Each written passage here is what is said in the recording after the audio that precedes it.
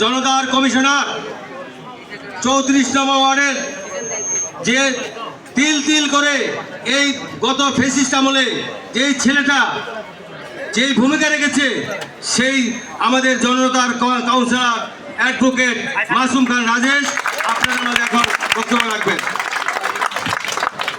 বিসমিল্লাহির রহমানির রহিম। আসসালামু আলাইকুম ওয়া রাহমাতুল্লাহি ওয়া বারাকাতুহু। আমাদের প্রিয় মধ্যবাজারবাসী, যেহেতু আমাদের নির্বাচনী মাঠ নির্বাচনী কাজ চলছে, আমাদের প্রার্থী আমরা চাবো ওনাকে মাঠে ময়দানে ছেড়ে দেওয়ার জন্য। উনি তার সর্বোচ্চ সময় তার জনগণের পাশে উনি যাবে, যেমন আজকে উনি আমাদের মাঝে আসছে, এরকমভাবে ওনার জন্য আরও যারা অন্য সব এলাকায় যারা জনগণ আছে তাদেরকেও ওনারা এরকমভাবে তাকে চাচ্ছে, আকাঙ্ক্ষাভাবে ওনাকে চাচ্ছে। আমি শুধু খালি আপনাদের দুটো কথা বলতে যাব। প্রথম কথা হচ্ছিল ওসমানী শাহজাহান সাহেব কাকা উনি বলেছে যে এটা মোহাম্মদপুরে আন্ডারে নিয়ে যাবে। আমি বলি মোহাম্মদপুর না, আমাদের একটা আলাদা একটা থানা হোক, রায়বাজার হোক, যেটা হোক, একটা আলাদা থানা হোক।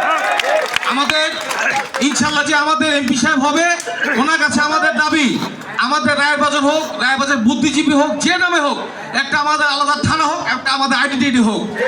আমাদের এই 34 নম্বর ওয়ার্ড ছোট্ট একটি ওয়ার্ড, এই ওয়ার্ডের 3টি থানা, এক হচ্ছে মোহাম্মদপুর, হাজারীবাগ, ধানমন্ডি।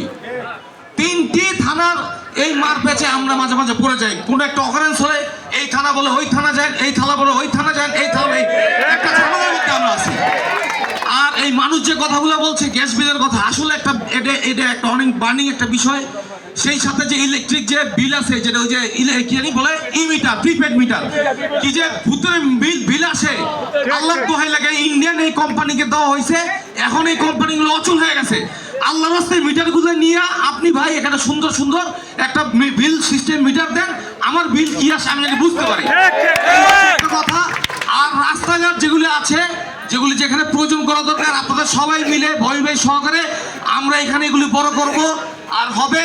আর আগামী 12 তারিখ শুধু খালি ভোট দিলে হবে না, ভোটও দিতে হবে, ভোট রক্ষা করতে হবে, ভোট পাহারা দিতে হবে এবং ভোট করে রেজাল্ট নিয়ে আপনাদের যেতে হবে। আপনারা ভয় পাবেন না। আমি রাজেশ এবং আমাদের বিএনপির লোকজন প্রতিটা কেন্দ্রে পাহারা মধ্যে থাকবো। আমরা 1971 সালে আমাদের মুক্তিযুদ্ধ বাহিনীরা যেভাবে ছিল আমরা ভোট কেটে থাকবো।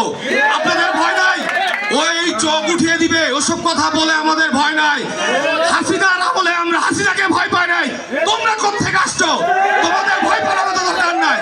ইনশাআল্লাহ 12 তারিখে মধ্যবাজারবাসী 34-এর বাসী সর্বোচ্চ ভোটে ববি ভাইকে এমপি নির্বাচিত করবে এবং আগামী দিনে ইনশাআল্লাহ তারেক রহমান তাকে মন্ত্রী পাবে ইনশাআল্লাহ। বাংলাদেশ জিন্দাবাদ, বাংলাদেশ জিন্দাবাদ। ধন্যবাদ সবাইকে। আসসালামু আলাইকুম।